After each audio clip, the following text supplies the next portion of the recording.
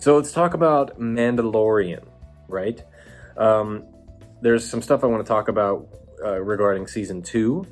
Some comments Dave Filoni has made, the lineup of directors and characters, and also just talking about the Disney Plus gallery of Mandalorian, the documentary series. So first of all, I want to talk about what Filoni said.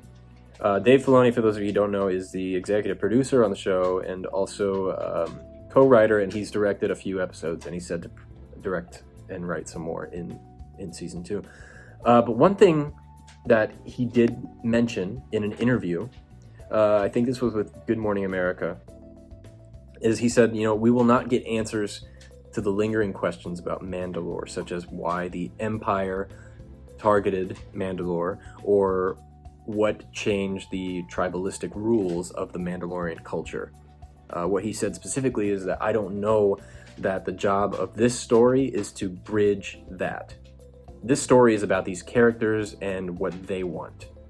And with rumors of Ahsoka and Sabine and even Ezra joining the show, if anything, we will see what the Mandalorian people go through from Rebels to the Mandalorian TV show. So I thought this was really interesting because for me personally, one thing I was really interested in learning about is, when did the huge cultural shift happen for Mandalore? This whole idea of, you can't show your face, or that they're in separate factions now. Mandalore doesn't even sound like it's a planet anymore, a functioning planet. Nor is it a race of people, but it's now considered a way of life. And it's all just very, very not familiar to what most of us who have seen the Clone Wars or Rebels, are familiar with. It's very different. And I was kind of hoping that we would get those answers in this show. But Dave Filoni here is talking about how, probably not going to get those answers because that's not what this story is about. Which on one hand does make sense to me, but on the other hand, it's like, well, then why are you making a show called The Mandalorian, and not giving him a name like Din Djarin of Mandalore? I don't know. It's called The Mandalorian. You would think you would get more insight on what happened exactly, rather than them just dropping bits of history about what happened to their people. I don't know. I do think what's happening with them is very interesting. They live underground, they're obviously in hiding, and they don't show their face, and it's a way of life. I find it fascinating. I really would like to know what exactly happened to them and how they came to be in this position. So maybe we shouldn't get too excited about this happening in season 2, but maybe season 3. Anyway, now in this quote, he also did mention that Ahsoka rumor about Rosario Dawson being cast as Ahsoka. I'll talk about it in a second, but he went on, and his response to Ahsoka being in The Mandalorian was, it's just great that when you get, it's just great when it's a present that you're opening on the day you're supposed to get it. And I love that quote from him. And it really speaks a lot about how, it's great to get those surprises like Baby Yoda, for example. You didn't know it was coming, and if that was spoiled, it would have made a huge impact on the way people watch this show. Probably wouldn't have been as big of a response from people. And excuse me, water, my Star Wars mug. But yeah, so the fact that he's been asked multiple times about this Ahsoka thing, and he has always dodged the question. He's never said, "Oh yeah, she's going to be in it." One of the main things he comes back to is he just keeps saying, it's great that this character has been so beloved that even the thought of people accepting or being allured to this idea of her being in a live action is what really brings him joy. And he always diverts the question, which I think speaks volumes to the fact that this could be a true rumor. Not to mention also that Rosario Dawson herself has basically said that, it's true, it's just not officially announced. So I don't know, we'll see. But the fact that he also brought up the rumor of Sabine and Ezra being in it, what? He didn't have to say that. Everyone's talking about Ahsoka right now. He's the one who said Sabine and Ezra, which that would blow my mind. I remember when The Force Awakens came out, and everyone was saying how that old man at the beginning of Force Awakens was supposed to be an older Ezra Bridger, which is not true, obviously, but I remember the hype afterwards, people talking about that and how cool that would have been. So I don't know. We'll see. I'm sure sooner or later the announcement of Rosario Dawson being in The Mandalorian will come to light. You know, the setback of the coronavirus and everything probably has pushed back so many announcements from Lucasfilm that they were planning on announcing at Star Wars Celebration this year, which is maybe why we haven't gotten a trailer yet either. This time last year, we did get a trailer for The Mandalorian, so I think there's one out there. It's just, you know, everything's been postponed a little bit, so we'll see what happens. Speaking of delays and all that kind of stuff, they did ask him about, you know, are there any setbacks on, this was on the Entertainment Tonight interview, which was great. You guys should go listen to. They asked him if there's any setbacks or delays to The Mandalorian Season 2 because of COVID-19 and the lockdown and how Lucasfilm employees, some of them have been furloughed.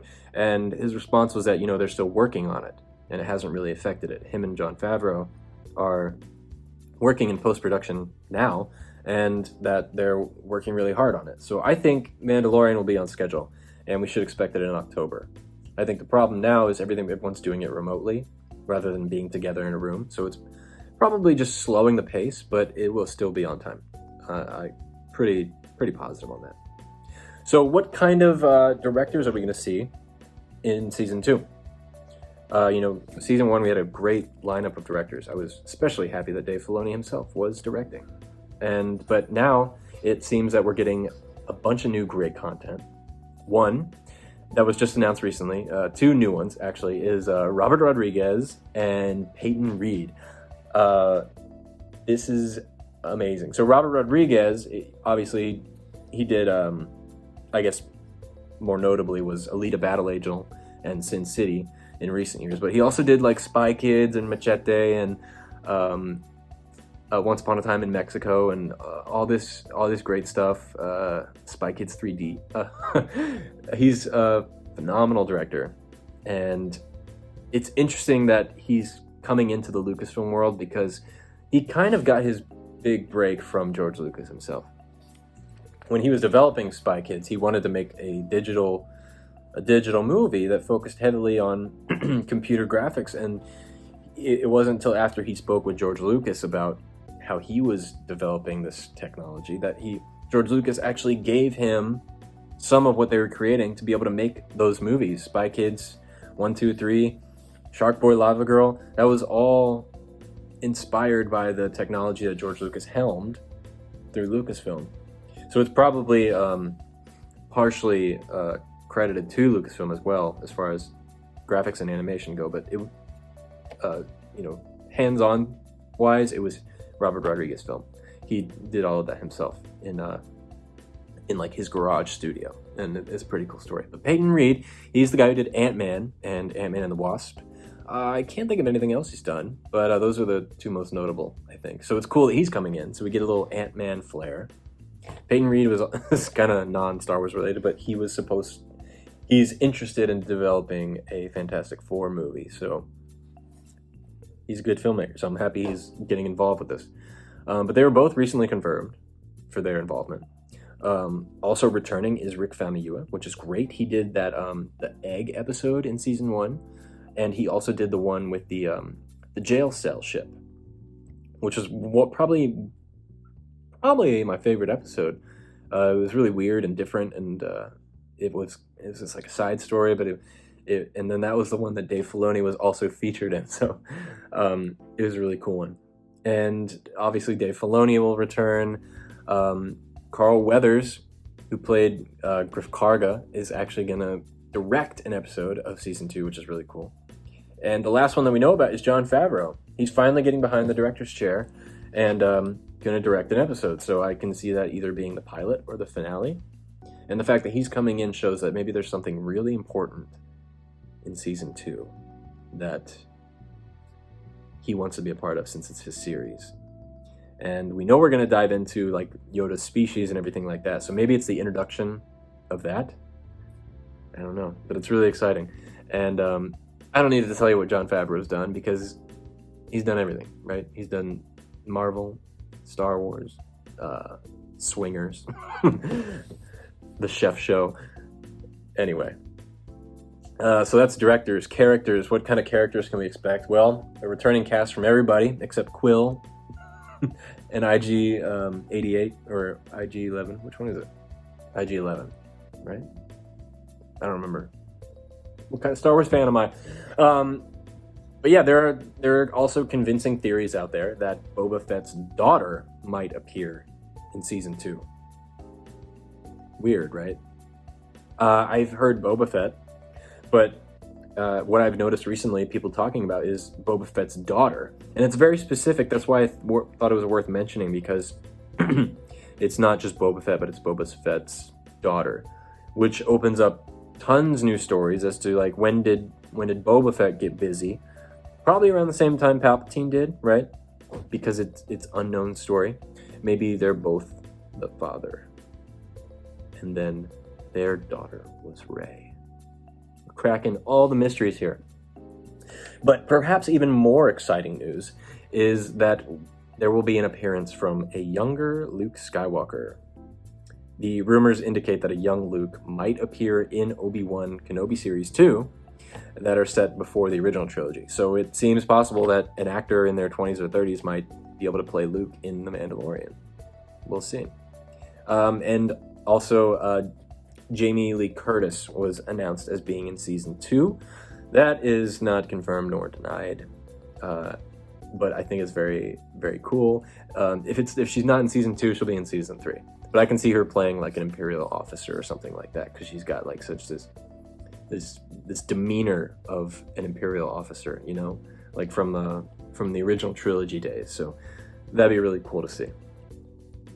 I want to talk about the documentary, the Disney Plus Gallery of The Mandalorian, which is the first part of 8, and the first one was on the directors, which was really nice to see. It was heavily highlighted on Dave Filoni, which is great. But I kind of wish we got to know more about the other directors. One thing I was kind of bugged about was that they really didn't talk about, you know, how they all got the jobs, what made them qualify for such a position. All that Jon Favreau really said was that, you know, you all like Star Wars. That was a prerequisite, and you all like Star Wars, so that's why we're all here. But it was nice to hear a little bit about their process. They mostly talked about how they got into it and how great Star Wars is, which is great, but I kind of wanted more behind-the-scene detail. But anyway, there's 7 more to go, and I have some information on what the other 7 episodes will be about. So there's said to be episodes containing the filmmaking process, the legacy of George Lucas and Star Wars, how the cast brought the characters to life, the series' groundbreaking technology, the artistry behind the show's practical models, effects, and creatures, plus the creative influences, the iconic score, and the connections to Star Wars characters and props from across the galaxy. So that said, what the other episodes are going to be about. I'm mostly excited about the George Lucas one and about the score, which is really cool, because I thought the score was one of the most interesting parts of The Mandalorian, as far as like a new interpretation of what Star Wars music could be, or just themes in Star Wars. And I also think it was the thing that changed the most throughout the first season. It started off a little rough, in my opinion, and then it gradually found its voice and became its own thing. And towards the end of the series, I actually really did enjoy it, but not so much at first. So I'm interested to hear about the process that took place, because Ludwig Göransson, who is the composer, I think is one of the greatest of our times as far as an engineering musician goes. The stuff he did on Black Panther was incredible and very delicate, and I really loved watching the documentaries on how he did that music. So, and of course the George Lucas episode. I want 2 hours on George Lucas. I I want a documentary where I just watch what he does during the day, you know? Dave Filoni was talking about how, you know, he hasn't yet shown George Lucas the Clone Wars, or he doesn't know if he's watched them yet, the last season, because George Lucas is such a busy man. He says, you know, people don't often realize, but George is an extremely busy guy and he does so many things. So I would like to know what he does when he's not on set of The Mandalorian or working on his museum, you know? Is he really working on those experimental films that he said he was going to work on? Maybe. And then will we all band together to try and figure out how to steal them from Lucasfilm? Just like the that movie, what was it called?